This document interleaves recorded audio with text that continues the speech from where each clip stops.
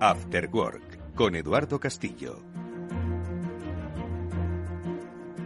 Ahora sí, ya saludamos a Josep Albors. Él es el responsable de concienciación e investigación del laboratorio de SET. ¿Cómo estás, Josep? Es un gusto verte y escucharte. Bienvenido. Espera, Josep, que no te escuchamos. Vamos a ver si activamos el micrófono. Ahora sí que te vamos a escuchar. Hola, Josep. ¿Me oís amigo. ahora? Ahora perfectamente. ¿Cómo Perfectamente. estás? Pues viviendo la resaca post-Mobile World Congress. Por cierto, sí, que estuvo Mónica en ese mobile, nos hizo un adelanto, nos puso siempre en unas fantásticas crónicas sobre el terreno de que sí que está presente la ciberseguridad. Ojo, el SET estuvo allí, faltaría más, pero que todavía sigue siendo, digamos, como un plato de segunda, el mundo de la ciberseguridad. ¿Cómo lo viste tú, Josep? Ya aprovechamos y lo comentamos. Bueno, yo vi por una parte lo que ha comentado Mónica, que la ciberseguridad sigue estando en un segundo plano, pero sí que estamos viendo cómo la conectividad de todos los dispositivos que se están presentando allí, pues hace que, primero, tenga que estar correctamente conectados, y segundo, que es el chismorreo que nunca deja de aparecer en primer plano, pero siempre está ahí, es el tema de ¿y qué puede pasar si este dispositivo no es ciberseguro? ¿Cómo están de protegidos mis datos? Etcétera. Eso no se comenta en las presentaciones, pero todo el mundo sabe que está ahí. Por eso estamos nosotros presentes para ayudar.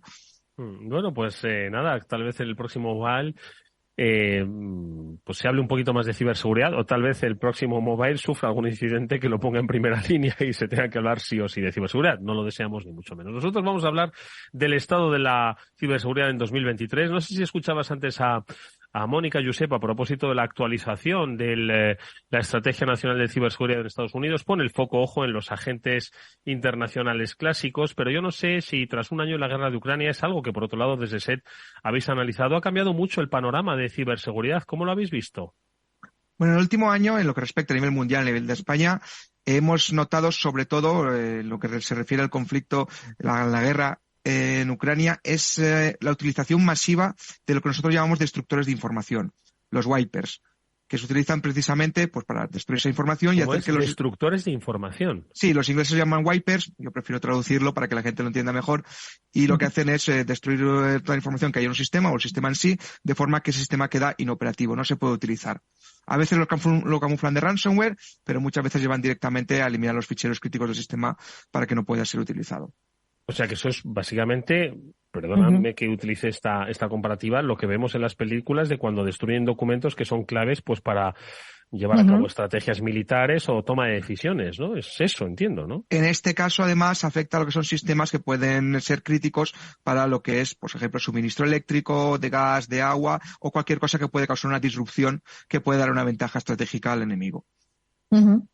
Algo bienvenido, Josep. Muchas gracias por estar con nosotros, que podría ser considerado un ciberarma, ¿no? Porque realmente hablamos mucho de ransomware, hablamos mucho de otro tipo de ataques que claramente tienen un objetivo económico. Quieren conseguir dinero, amenazando o de la manera que sea, pero siempre quieren dinero. En este tipo de ciberataques lo único que quieren es destruir y realmente no parece que haya ningún objetivo secundario, ¿no? Efectivamente. Y después de las primeras semanas de la guerra, cuando vimos cómo se producían los ataques, digamos, más interesantes, incluso con esa versión de Industroyer 2 que desde ese te ayudamos a parar, pues ya desde, sobre todo las operaciones que se realizaron a partir del verano, ya vimos que estaban principalmente centradas, por una parte, en el nivel propagandístico, y por otra parte en los llamados wipers o destructores de información, que al final son relativamente sencillos de elaborar, pero que el daño que pueden causar puede ser muy grande si se afecta a una infraestructura crítica o a un organismo gubernamental clave. Oye, Josep, ¿tú crees que esto, al final siempre hemos visto como la tecnología y la industria civil ha evolucionado partiendo de desarrollos militares, ¿no? Eso es algo, yo creo que ha quedado muy patente a lo largo de la historia, ¿no? ¿Tú crees que esto podría evolucionar fuera de un contexto bélico de ciberguerra, pues a una nueva amenaza de ya no solo el secuestro, sino la destrucción? Estamos hablando de competencia entre sectores, entre empresas, en un mundo cada vez más competitivo y sobre todo cuando vemos que los grandes polos de conflicto geoestratégico también lo son de conflicto económico, ¿no? Entonces, ¿esto se podría trasladar perfectamente al terreno de la empresa privada en un futuro? ¿Lo veis así? El problema es que las herramientas que utilizan estos wipers no son nuevas, se llevan utilizando desde hace tiempo. Lo que sí que utilizan son mecanismos para tratar de introducirse en los sistemas que quieren afectar y pasar desapercibidos o indetectados lo más posible para así actuar cuando al atacante le conviene.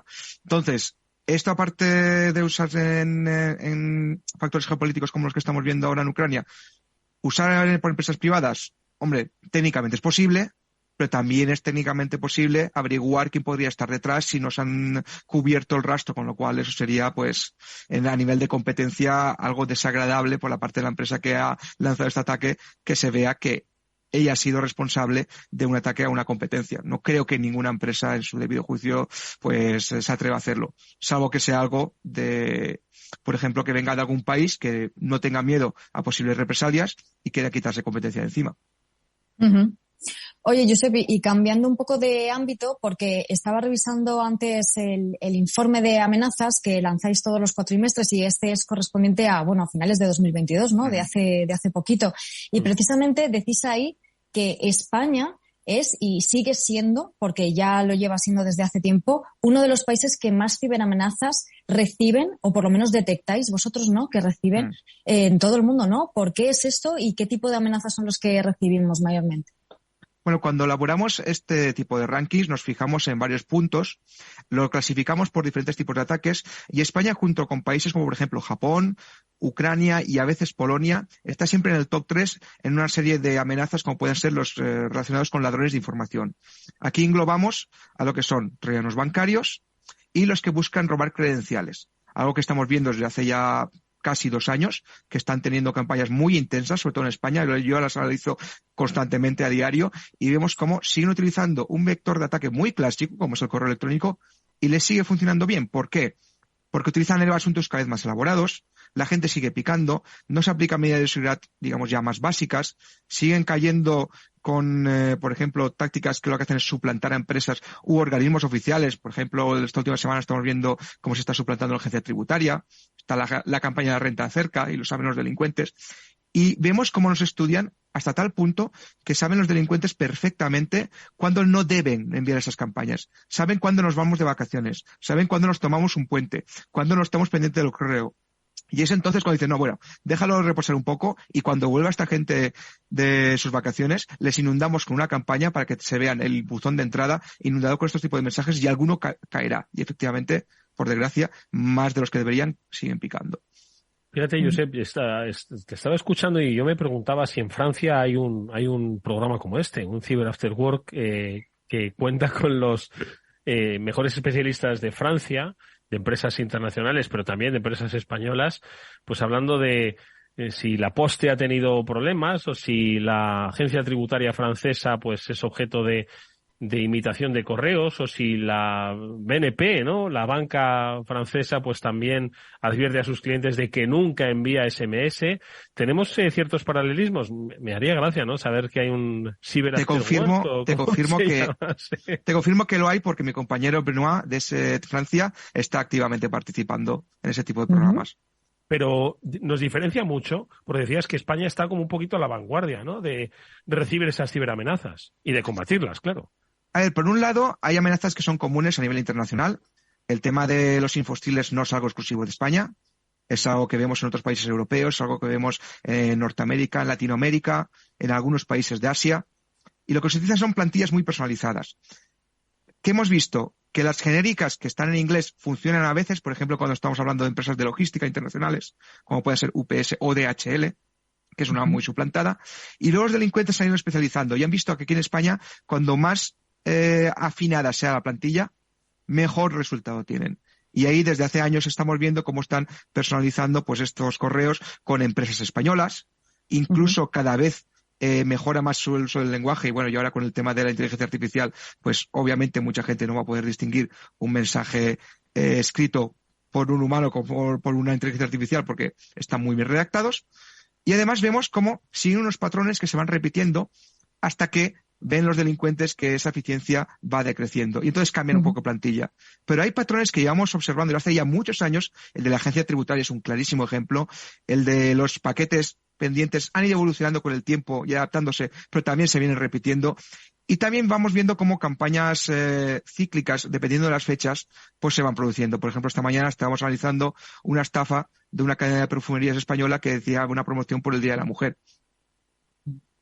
Claro, al final se especializan y, como decías, Josep, es que están, digamos, a la que salta, ¿no? Saben perfectamente cuáles son los cebos que tienen que usar en cada momento. Y además están sofisticando también esos correos electrónicos, porque solíamos, bueno, pues dar consejos a los usuarios diciendo, oye, fíjate si tiene faltas de ortografía, si el email parece que está un poco así chapuceado, pero es que ya no podemos dar esos consejos. Ya está mucho más avanzado todo este tipo de ataques. ¿Qué consejos les podemos dar ahora a los usuarios, Josep, para que detecten estas amenazas relacionadas con el correo electrónico, por lo menos también con el SMS, que van evolucionando, teniendo en cuenta que están avanzando tanto, ¿no?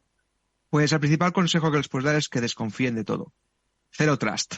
¿Por qué? Porque es que ya estamos recibiendo desde hace tiempo correos que están siendo enviados desde cuentas legítimas que han sido pues atacadas previamente y que están enviando ese correo a sus clientes, a sus proveedores o directamente al azar a ver quién cae. Pero es que son correos que están desde una cuenta que no va a ser bloqueada hasta que se detecte que está enviando pues este tipo de spam, porque está firmado por el propietario de esa cuenta, lleva el logo de la empresa, lleva su dirección e incluso en algunas ocasiones los delincuentes llegan a incluir una cadena de conversaciones para que el que lo reciba piense que realmente está hablando con ese interlocutor legítimo.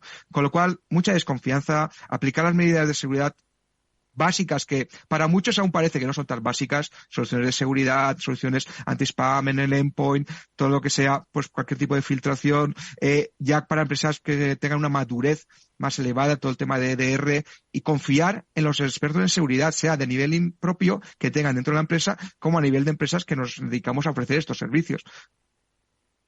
Yo es que creo que has dicho una cosa, y ahora si te parece, Josep, nos das un par de recomendaciones más. Habéis elaborado casi un decálogo, ¿no? Pues para saber si estás en el punto de mira, ¿no? De esas ciberamenazas o de ciberdelincuentes. Pero hay un punto que has comentado que es el primero de todos. Dice, oye, confianza cero. Zero trust, ¿no? Zero trust, ¿no? Como también se conoce. Y esto es porque quizás nos hemos acostumbrado a que debemos responder a la primera sin apenas reflexionar sobre lo que nos está llegando. Es decir, estamos conectados con el correo electrónico por mensajería SMS, por mensajería por WhatsApp. Tenemos muchos estímulos visuales externos e internos y muchas veces no nos paramos siquiera a reflexionar sobre lo que nos acaba de llegar pensando que debemos dar una respuesta inmediata, ¿no? Por una cuestión de obediencia ciega, de eficacia o de que luego lo hago ahora porque si no luego se me olvida, ¿no? Entonces yo entiendo que también hay una cuestión, por supuesto, cultural, y siempre lo hemos dicho, tú eres el responsable de concienciación. Eso no solo hay que educar en prevenir, sino también hay que educar en el uso de las nuevas tecnologías, porque yo creo que ese uso es también el que muchas veces nos lleva hacia este tipo de situaciones. Estoy seguro de que si se confirma lo del Hospital Clinic, ¿no? Que habrás escuchado que ha sido un error humano o que el humano forma parte de la cadena de errores que se han cometido, con un poquito de concienciación y un poquito de cultura digital, igual se habría evitado todo esto. Bueno, Edu, no puedo estar más de acuerdo contigo. La concienciación es una parte de la ciberseguridad. No es lo único, se tiene que completar con tecnología, con capas adicionales, pero sí que te puedo decir, y ahí has mencionado una cosa que yo llevo investigando desde hace tiempo, es el tema de la parte cultural. Esa necesidad de contestar ese correo que hemos recibido de alguien, incluso alguien que es un superior o que es algo que puede resultar beneficioso para nuestra empresa o que es algo que viene de un proveedor de confianza. Eso es algo que he estado comprando con otros países, sobre todo con mis compañeros de Japón, porque hay ciertas similitudes entre esa obediencia ciega al recibir cierto tipo de correos. Y eso creo que es uno de los factores por los cuales detectamos más ataques de este tipo, especialmente enviados a través de correo en España, junto con Japón, Turquía y otros países similares. Sí, también porque yo creo que nos hemos acostumbrado a lo que decías, ¿no, Josep? Que tenemos que responder ya, con urgencia, ya sea un WhatsApp, un correo electrónico, un SMS, y sobre todo, si además los atacantes, como sabemos, que utilizan esos ganchos, esos cebos en los que nos están metiendo todavía más presión para que actuemos todavía con más prisa y nos están metiendo incluso miedo, porque si no vamos a tener que pagar una multa más cara, porque si no, no llega nuestro paquete, o porque lo que sea, ¿no? Se lo están inventando, pero están también atacando a nuestros miedos, ¿no? A nuestro inconsciente para que lo hagamos, ¿no? Entonces yo creo que también es una cierta inocencia que todavía tenemos en la red, que no nos hemos terminado de acostumbrar a que no todo es lo que parece ser, y a que si hay algo que no encaja, pues no tenemos por qué responder ni tenemos por qué dar pie a esa urgencia que nos están haciendo en esa petición, sobre todo porque es sospechoso. Nos están pidiendo algo con urgencia, no encaja, pues como decías, Josep, ¿no? Confianza cero y desconfianza máxima. Uh-huh. Y además ahí es curioso porque poca gente, me sorprende todavía, porque mira, yo llevo ya bastantes años en la industria, hay gente que lleva mucho más, pero vemos cómo a día de hoy, a pesar de que estamos usando la tecnología constantemente, a pesar de que se han hecho campañas muy grandes a nivel gubernamental, a pesar de que los medios de información ya casi no pasa un día que no se hable de algún tema de ciberseguridad, ahí hacéis una labor muy importante. Bueno, pues aún hay gente que cae en trampas que son las mismas que veíamos hace 15 años, un poco reformuladas. Y es que eso pasa porque no se tiene todavía la conciencia por parte de muchos usuarios, incluso por parte de muchas pymes y alguna empresa más grande, de que el cibercrimen hace mucho tiempo que se profesionalizó. Que hace mucho tiempo que estos ataques se vienen produciendo por personas que saben perfectamente lo que hacen, que incluso venden sus servicios a gente con menos experiencia y que quiere ganarse un dinero fácil, porque sabe que va a encontrar muchas víctimas y que va a ser más difícil que los detecten. No imposible, pero más difícil. Y eso hace que cada vez veamos más ciberataques, aunque últimamente hemos visto cierto descenso. No es por aliviar, sino porque a lo que estamos viendo es que la gente, en este caso los ciberdelincuentes, van más a tiro hecho. Van a aquellas campañas que saben que no van a funcionar más. No lanzar, como decíamos, perdigonazos, sino que ir a aquellas tácticas, a aquellos procedimientos, a aquellos usuarios, a aquellas empresas que saben que va a haber un porcentaje más elevado de que caigan víctimas de sus trampas. Oye, Josep, nos quedan 3 minutos de programa en los que sí que me gustaría que hicieses pequeñas reflexiones ya de cara a 2023 y que también contempláis en ESET como esas pistas, ¿no? Para determinar si podemos ser objeto de una ciberestafa o de un ciberataque. Y son 2 cosas de las que hemos hablado, pero de las que seguro que se van a seguir hablando bastante más a lo largo del año. Es el ChatGPT como herramienta aplicada, ¿no? Para cometer delitos en ciberseguridad. Y el phishing, ¿no? Que ya hacía tiempo que no aparecía, pero que decís desde SET que ya representa un 26% de las amenazas. Es decir, las estafas tipo phishing, pero a través de voz. Nada, brevemente, 2 pinceladas. Mira, por la parte de inteligencia artificial es algo que ha sido revolucionario para muchas cosas buenas. Por desgracia también para muchas cosas malas que pueden venir a partir de ahora, sobre todo a la hora de los delincuentes para elaborar sus campañas. Hemos de estar atentos. La buena noticia es que la parte de seguridad llevamos años usando inteligencia artificial. Y por la parte del phishing, lo que estamos viendo no son solo campañas de phishing, sino phishing tradicional apoyado por phishing. Es decir, para asegurarse de que el usuario cae en la trampa. Recibe un SMS y después le llama a alguien diciendo que es de su banco y además tiene sus datos. Eso hace que mucha gente crea que realmente está hablando con su entidad bancaria. Y eso a los delincuentes no les cuesta tanto de hacer. Y además que es que lo que dices tú, les pedimos confianza cero frente a un SMS, pero ya la voz de un humano acompañado de un SMS da mucha más credibilidad. Y como además hace poco vimos en uno de los programas del Transformador aquí en el Afterwork, las voces sintéticas cada vez van a tener más presencia y se van a parecer pues a la voz que os está hablando ahora mismo, o a la de Josep, o a la de la propia Mónica, ¿no? Exactamente, ya se han hecho pruebas, incluso se han compuesto ya totalmente hasta canciones con estilos de cantantes que existen, y eso es algo que va a seguir evolucionando. A mí me preocupa ya no solamente el uso de esta tecnología para el cibercrimen, sino cómo quedarán las pruebas que tú presentas en un juicio como válidas. Voz, fotos, vídeos, llegaremos a un punto que será difícil distinguirlo. Mónica, 30 segundos, 20 que nos vamos, que nos queda un minuto. Pues yo creo que fundamental todo lo que nos has estado contando, Josep, esas tendencias, ¿no?, que se están dando ahora mismo, que tenemos que ser desconfiados más que nunca y no olvidarnos nunca de esos básicos, ¿no?, que son esas contraseñas, ese doble factor de autenticación, esa copia de seguridad, y aunque sea con esas 3 cositas y con tener mucho ojo y no confiarse, pues estaremos un poquito más protegidos en la red. Exactamente, y lo que haremos nosotros será traer con cierta regularidad a Josep Albors, el responsable de investigación y concienciación de SET, para que os lo recuerde además de nosotros. Oye, Josep, ha sido un gusto verte y escucharte, amigo. Cuídate mucho. Igualmente, el placer siempre mío. Y por supuesto, Moni Valle, que nos vamos hasta el próximo programa, agradeciendo hoy la gestión técnica de Víctor Nieva. Así ha sonado este Zero After Work. Nos vemos la próxima semana. Vendrá Zscaler, os hablaremos de ese punto de encuentro, os hablaremos de Zero Trust. Gracias, Mónica, cuídate mucho. Hasta el próximo lunes. Adiós, amigos, nos vemos mañana.